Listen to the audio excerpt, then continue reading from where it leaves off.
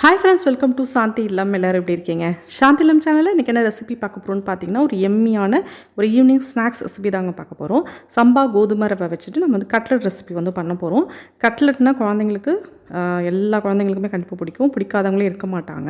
ஆனால் நம்ம ஒரு ஹெல்த்தியாக கோதுமை ரவை வச்சு இது வந்து சின்னவங்கலேருந்து பெரியவங்க வரைக்கும் சாப்பிட்ற மாதிரி இந்த ரெசிபி வந்து நம்ம வந்து பண்ண போகிறோங்க. ரொம்ப சிம்பிளாக டக்குன்னு குயிக்காக பண்ணிடலாம். அதே மாதிரி கோதுமை ரவை வச்சுட்டு குழிப்பணியாரம் ரெசிபியும் ஆல்ரெடி போட்டிருக்கேன். ஸோ அதையும் மறக்காமல் பாருங்கள். இப்போ வாங்க இந்த ரெசிபி எப்படி பண்ணுறதுன்னு பார்க்கலாம். நல்லா ஒரு 5 உருளைக்கிழங்கு எடுத்து குக்கரில் தண்ணி ஊற்றி நல்லா வேக வச்சு உருளைக்கிழங்கு எடுத்துக்கோங்க. அதுக்கு பிறகு நம்ம வந்து கோதுமை ரவை வந்து ஒரு 1/2 கப் அளவுக்கு கோதுமை ரவை இருந்தால் போதுங்க. இதை வந்து நம்ம ஒரு கடாயில் வந்து நல்லா ஆயிலெலாம் சேர்க்க வேணாம், சும்மாவே ட்ரையாகவே நல்லா வறுத்து விட்டுக்கோங்க. நல்லா வறுக்கும்போது கொஞ்சம் வாசம் வரும், நல்லா ஸ்மெல், அந்த பச்சை வாசம்லாம் நல்லா போய்ட்டு நல்லா வாசம் வரும். ஸோ அந்த ஸ்டேஜில் ஒரு 1.5 கிளாஸ் அளவுக்கு தண்ணி ஊற்றி நல்லா மூடி போட்டு நல்லா வேக விட்டுருங்க. தேவைப்பட்டால் கொஞ்சமாக உப்பு வேணாலும் சேர்த்து கூட வேக வைக்கலாம். நான் உப்பெல்லாம் போடலை, சும்மாவே நம்ம வந்து அதை வேக வச்சு ஃபஸ்ட்டு எடுத்துக்கலாங்க. நல்லா வறுத்து விட்டாச்சு. இப்போ நல்லா அந்த வாசம் வர சமயத்தில் நல்லா 1.5 டம்ளர் அளவுக்கு தண்ணி ஊற்றி நல்லா மூடி போட்டு நல்லா வேக விட்டுருங்க. இது வந்து டக்குன்னு ஒரு 10 மினிட்ஸ்லேயே நல்லா சூப்பராக வந்து வெந்துடும்.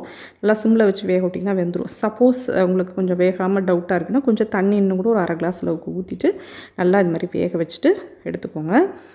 தண்ணி இருக்கக்கூடாது, நல்லா தண்ணி வத்துற அளவுக்கு. அதனால தான் நம்ம வந்து ரொம்ப தண்ணி ஊற்றாமல், ஏன்னா அப்படியே கஞ்சி மாரி உங்களுக்கு வந்துடும்.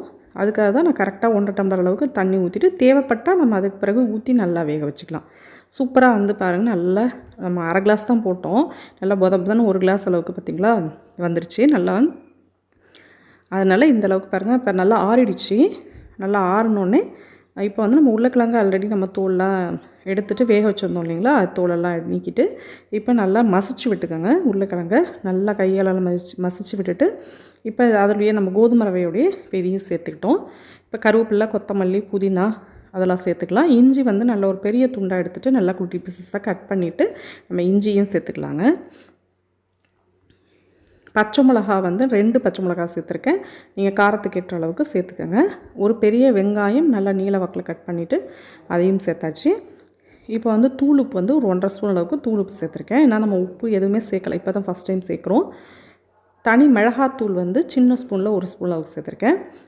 அதே மாதிரி மாங்காய் பொடி வந்து ஒரு சின்ன ஸ்பூனில் 1 ஸ்பூன் அளவுக்கு மாங்காய் பொடி சேர்த்துட்டோன்னா கொஞ்சம் புளிப்பு டேஸ்ட்டுக்கு நல்லாயிருக்கும், அதுக்காக கொஞ்சமாக சேர்த்துருக்கேன். 1/2 ஸ்பூன் அளவுக்கு கரம் மசாலா தூள். சப்போஸ் மாங்காய் பொடி இல்லை அப்படின்னாக்கா நீங்கள் லெமன் கூட கடைசியாக புழிஞ்சு விட்டுக்கலாம். ஒரு 1/2 லெமனோ அல்லது சின்ன லெமனாக இருந்ததுன்னா 1 லெமன் ஃபுல்லாக கூட பிழிஞ்சு விட்டு இதுமாதிரி பசைஞ்சு விட்டுக்கலாங்க. நல்லா வந்து இப்போ எல்லாத்தையும் நல்லா மிக்ஸ் பண்ணிட்டோம் பார்த்திங்களா. சூப்பராக வந்து ரெடி ஆகிருக்கு மாவு. இப்போ நல்லா இது மாதிரி தட்டி பாருங்கள், நல்லா தட்டுறதுக்கு இது மாதிரி வந்துச்சுன்னா சூப்பராக இருக்குது, ரெடி ஆகிடுச்சுன்னு அர்த்தம். நம்ம அப்படியே கொஞ்சமாக ஆயிலில் போட்டு எடுத்துட்டோம்னா சூப்பராக வந்து தயாராகிடும். இந்த எண்ணெயில் போட்டு நம்ம பொரிக்கலாம் போகிறதில்ல, ஜஸ்ட் நம்ம கட்லட் மாதிரி கொஞ்சமாக எண்ணெய் மட்டும் தவாவில் ஊற்றிட்டு நம்ம அப்படியே போட்டு தேவைப்படும் போது நீங்கள் எண்ணெய் விட்டு கூட திருப்பி போட்டு எடுத்துக்கலாம். ஃபுல் ஆயிலில் டீப் ஃப்ரை பண்ணணுன்ற அவசியம் இல்லை. இப்போ கொஞ்சமாக நம்ம வந்து பேனில் எண்ணெய் ஊற்றியாச்சு. நீங்கள் தோசை கல்லில் கூட வச்சு கொஞ்சமாக எண்ணெயை ஊற்றிட்டு நம்ம வந்து இதே மாதிரி எல்லா மாவையும் இது மாதிரி தட்டி வச்சுக்கோங்க. தட்டிட்டு அப்படியே டக்குன்னு போட்டோம் அப்படின்னு சொன்னால், ஏன்னா எல்லா பொருட்களுமே அழகாக வெந்துருச்சு இல்லையா, ஆல்ரெடி நம்ம எல்லாமே வேக வச்சு தான் நம்ம வந்து சேர்த்துருக்கோம். அதனால் கொஞ்சம் நேரம் நீங்கள் போட்டு கொஞ்சம் செவந்து வர அளவுக்கு வச்சுட்டு அப்படியே திருப்பி போட்டுறீங்க அப்படின்னு சொன்னால் சூப்பரான கட்லெட் வந்து ரெடி ஆகிடுங்க. எடுக்கையில் மட்டும் கொஞ்சம் மெதுவாக திருப்பி போட்டுக்க வேண்டியதான். கண்டிப்பாக உடையெல்லாம் செய்யவே செய்யாது, நம்ம எப்படி திருப்பினாலும் அது உடையாது. ஏன்னா உள்ளே சாஃப்டாக இருக்கும், உங்களுக்கு பேக் சைடெலாம் நல்லா பின்னாடிலாம் நல்லா வந்து முறுமுறுன்னு வெந்திருக்கும். அதனால் மெதுவாக திருப்பி போட்டுக்கிட்டிங்கன்னா உங்களுக்கு சூப்பராக இருக்குங்க. சாப்பிட்றதுக்கு செம்ம டேஸ்ட்டாக இருக்கும். ஒரு டிஃப்ரெண்ட் டேஸ்ட்டாக நல்லா சூப்பராக இருக்கும், டேஸ்ட்டாக இருக்கும். நம்ம வந்து சைடிஷ்லாம் எதுவுமே தேவையே இல்லைங்க, அந்த கெட்சப்பு இதெல்லாம் எதுவுமே தேவையே கிடையாது. அப்படியே நம்ம வந்து 2 பக்கம் நல்லா திருப்பி போட்டு நல்லா செவந்து வந்துருச்சு அப்படின்னு சொன்னால், இதுக்கு ரொம்ப நேரம் நீங்கள் ஃபுல்லாகவே அடுப்பை கூட நல்லா ஒரு மீடியம் ஃப்ளேம்லேயே வச்சுட்டு நல்லா டக்குன்னு வறுத்து எடுத்துக்கலாம். ஏன்னா வந்து நீங்கள் ரொம்ப நேரம் வந்து இதை போட்டு இது பண்ணணும், ஃப்ரை பண்ணணும் அப்படிலாம் எந்த அவசியமே கிடையாது. அப்படியே கொஞ்சமாக தேவைப்படும் போது எண்ணெயை மட்டும் அப்படியே ஊற்றி 2 பக்கமும் திருப்பி போட்டு எடுத்திங்கன்னா சூப்பராகவே ஒரு டக்குன்னு நமக்கு வந்து ரெடி ஆகிடும். ஏன்னா எல்லா பொருளும் வெந்துருச்சு இல்லையா, அதனால் நல்லா செவந்து மட்டும் வந்தால் போதும், நல்லா சூப்பராக ரெடி ஆகிடும். ஸோ பாருங்கள், இப்போ சூப்பராக கட்லெட் வந்து 2 பக்கமும் நான் திருப்பி போட்டு காமிச்சிருக்கேன். ஸோ 2 பக்கமும் எடுத்திருக்கேன், எதுவுமே உடஞ்செல்லாம் வரவே இல்லை பாருங்கள். நல்லாவே சூப்பராக வந்து நம்ம அதுக்கு பிறகு நான் ஊற்றின ஆயில் தான். அதுக்கு பிறகு திருப்பிலாம் நான் எழுதவே இல்லை. எண்ணெயெல்லாம் திருப்பி ஊற்ற தேவையில்லைங்க. நம்ம முதல்ல நம்ம ஃபஸ்ட்டு ஊற்றின ஆயிலே போதும். அதுக்கு பிறகு அதே மாதிரி எல்லா மாவுகளையும் இதே மாதிரி நம்ம கட்லெட்டாக தட்டி போட்டு 2 பக்கமும் திருப்பி போட்டு எடுத்துட்டிங்கன்னா சூப்பரான சுவையான ஒரு ஈவினிங் ஸ்நாக்ஸ் வந்து தயாராகிடுங்க.